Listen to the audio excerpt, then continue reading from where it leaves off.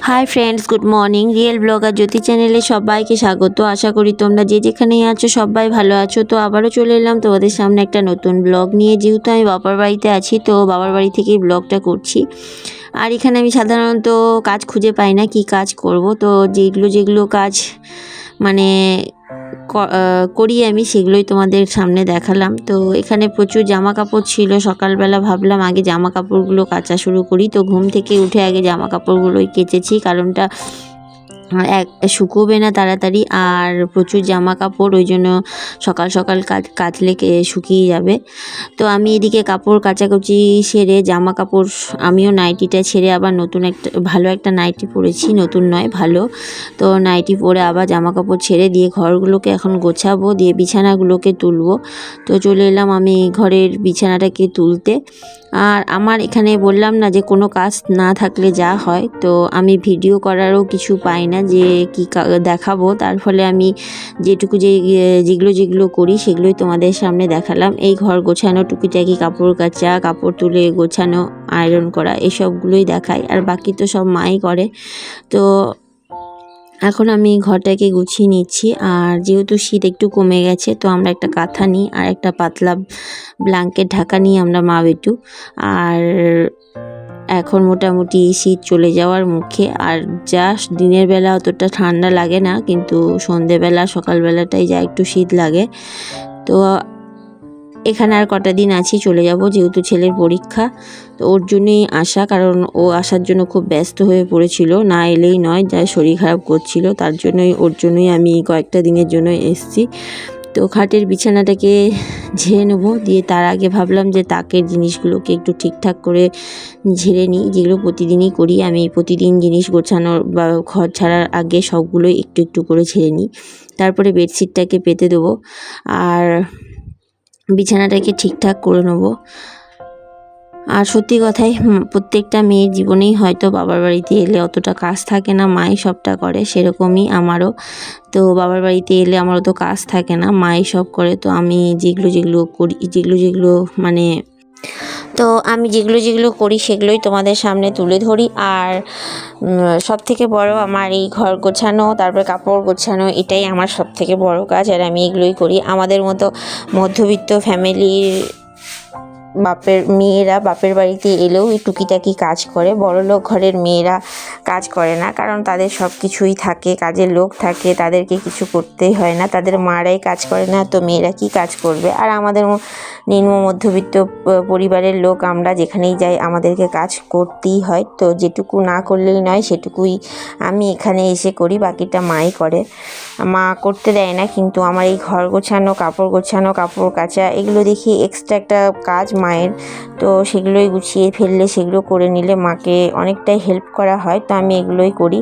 তো তোমাদের সাথে গল্প করতে করতে আমার বিছানাটাও গোছানো কমপ্লিট, দিয়ে বালিশগুলোকে ঠিকঠাক করব।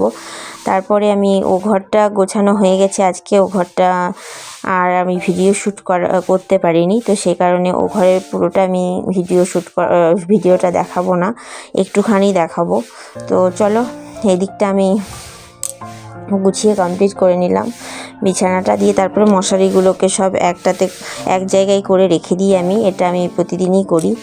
আর তারপরে যা থাকে আলনার কাপড়গুলো আছে সেগুলোকে তুলবো। আর এদিকে কাপড় আমি অনেক সকালেই কাপড় কেচেছিলাম, যেহেতু ঘুম থেকে উঠেই। তো বেলা 9:30 10টা হতেই অনেকগুলো কাপড় শুকিয়ে গেছে। আর এখন হাওয়া দিচ্ছে আর খরার দিন, তো এখন আর রোদ না পেলেও বেশ শুকিয়ে যাবে। তো অনেক কটাই কাপড় শুকিয়ে গেছে, যেগুলো কাপড় আমি তুলে এনে রেখে দেবো এখন। আর যেগুলো গুছিয়ে রাখবো, আর যেগুলো ইস্ত্রি করার সেগুলো এমনি তুলে রেখে দেবো। তারপরে ইস্ত্রি আমাদের খারাপ হয়ে গেছে, ভাই ইস্ত্রিটাকে ঠিক করতে দিয়েছে, সেটা নিয়ে আসবে সন্ধেবেলা। তারপর সেগুলোকে আয়রন করে সব তুলবো। তো মশারিগুলোকে সব এক জায়গায় করে রাখলাম, দিয়ে তারপর মশারিটাকে ঠিকঠাক রেখে দেবো। আর ছেলেকে তার মা তারপর স্নান করবে, স্নান করে পুজো করবে, আর আমি আর ছেলে খাবো। তো আগে মা বকবক করছে আগে খেয়ে নে, তো আগে ঘর দোরগুলো গুছিয়ে দিই, তারপরে আমরা মা বেটু খাবো। খেয়ে ওকে একটু পড়াতে বসবো, কারণ ওর সামনে পরীক্ষা, গিয়ে পরীক্ষা দিতে হবে, আর এখানে এলে এমনিতেই পড়ে না। যেমন বললাম সকালবেলা এই যে মায়ের শাড়িটা কেচে দিয়েছিলাম, যেহেতু পাতলা শাড়ি তো শুকিয়ে গেছে, আর এই যে এগুলোও শুকিয়ে গেছে। তো যেগুলো ভাঁজ করার সেগুলো ভাঁজ করে রেখে দেবো, আর যেগুলো আয়রন করতে হবে সেগুলোকে এইভাবেই খাটের মধ্যে রেখে দেবো এক সাইডে, সেগুলোকে ইস্ত্রি করে ঢুকিয়ে দেবো। তো আমি এরকমই করি, আর সঙ্গে সঙ্গে আমার গোছানোও হয়ে যায়। আর ইস্ত্রিটা যদি থাকতো সঙ্গে সঙ্গে ইস্ত্রিও করে ফেলতাম, যেহেতু নেই তো সে কারণেই আমি ওগুলোকে ওইভাবে রেখে দেবো, আর সন্ধ্যেবেলা আমি সব পরিষ্কার করব। আর এই টুলে এক সাইডে টুলের মধ্যেই আমি সব মশারির ব্যাগটাকে রেখে দিই। আর এই চাদরটার ছেলে জাম্পারটা আমরা ট্রেনে পরে এসেছিলাম। তো ট্রেনে আমরা যদিও বা আমি মানে কোথাও যাই না, শুধু এসছি বলতে বাথরুম টাথরুম ঢুকি না, তার ফলে কাচাই পরে এসেছিলাম, ওই জন্য এসে আর আমি কাচিনি চাদরটার জাম্পারটা। ভাবলাম একবারে যাব তারপরে গিয়ে কাচবো, তো সেটাকে আমি এইভাবে আলাদা করে ক্যারি ব্যাগে করে রেখেছি, যাতে করে যেদিনকে যাব পরে আবার সেই বাড়িতে গিয়ে একবারে কেচে দেবো। আর আমি বাইরে পরা জিনিস সাধারণত আলমারিতে ঢোকাই না, তো যেগুলো একটু ভালো থাকে সেগুলো আমি কেচে দিই। আর বাথরুমে গেলেই তো আমি সব কেচে দিতাম, কারণ বাবা বাইরে বাথরুম যা নোংরা, আর না কাচলেই নিজেদেরই ঘৃণা লাগে, তো সেই রকমই।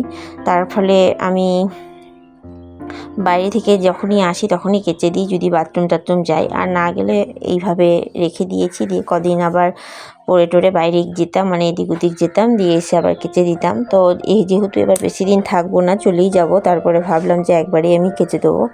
তো দেখো আমার কাচাও কমপ্লিট, দিয়ে আমি এখন ঝাড় দিয়ে নিচ্ছি, আর হাতে ফোনটা নিয়ে আমি ঝাড় দিচ্ছি সেটা দেখিয়েছি, কারণটা আমার স্ট্যান্ডটা আনা হয় না, প্রত্যেকবারই আমি আসি, আর অত বড় স্ট্যান্ড আনতে খুব বিরক্ত লাগে, তার কারণে আমি এইভাবে ভাইয়ের ছোট স্ট্যান্ডগুলো দিয়ে রেখে এখানে ওখানে রেখে আমি ভিডিও করি। তো ওই ঘরটা আমার গোছানো কমপ্লিট, ঝাড় দেওয়া কমপ্লিট। তো আমি এই ঘরে চলে এসেছি। এই ঘরে প্রতিদিন শোকেসের উপরটা আমি এগুলো ঝেড়ে মুছে নিই, নাহলে প্রচুর ধুলো হয়।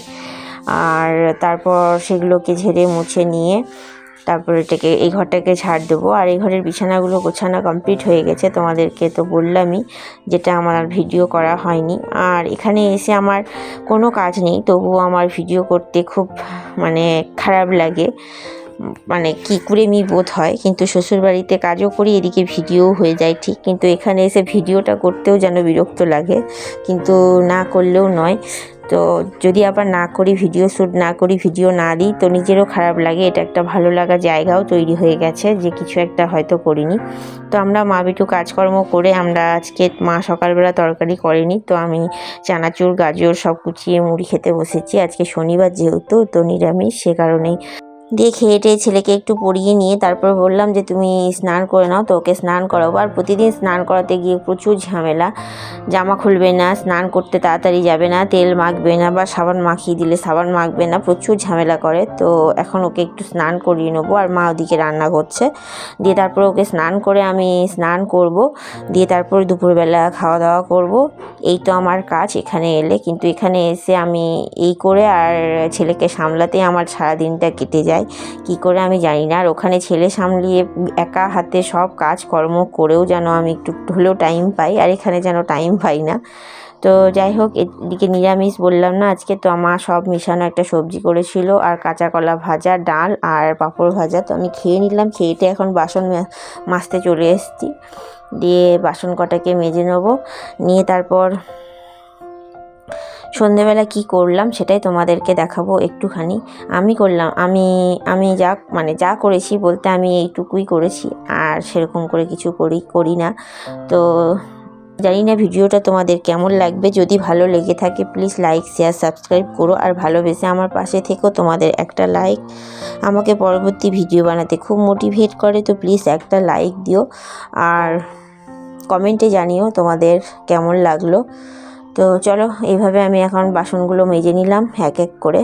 আর যেহেতু রান্না করার পর মা বাসন সব মেজেই রাখে, সেরকমটা বাসন হয় না, এগুলো শুধু খাওয়ার বাসন। তো খাওয়ার বাসন কটা মেজে নিলাম। আর হাঁড়িটা যেহেতু দিনের ভাত দিনেই শেষ হয়ে গেছে, তো ভাবলাম হাঁড়িটাও মেজে নিই, কারণ রাতে আমাদের রুটি খাওয়া হবে। তো হাঁড়িটাও মেজে নিলাম, আর এদিকে এনে বাসনপত্রগুলো রেখে দিচ্ছি রান্নাঘরে।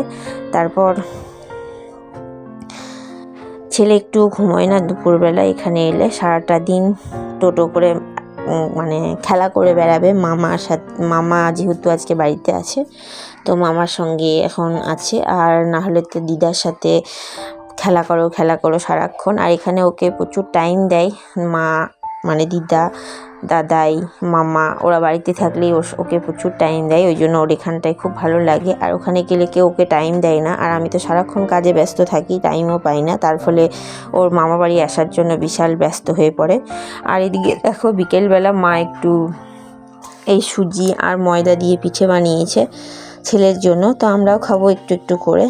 আর এটা বানিয়েছে বিকেলের খাবার জন্য। তারপর আমি রাত্রেবেলা একটু সিমাইয়ের পায়েস করলাম, ভাই বললো করতে, আর মা রুটি করেছে আর তরকারি করেছে। তো আজকের জন্য এইটুকুই। সবাই ভালো থেকো, সুস্থ থেকো, দেখা হবে আবার পরের ব্লগে। তো ততক্ষণের জন্য টাটা।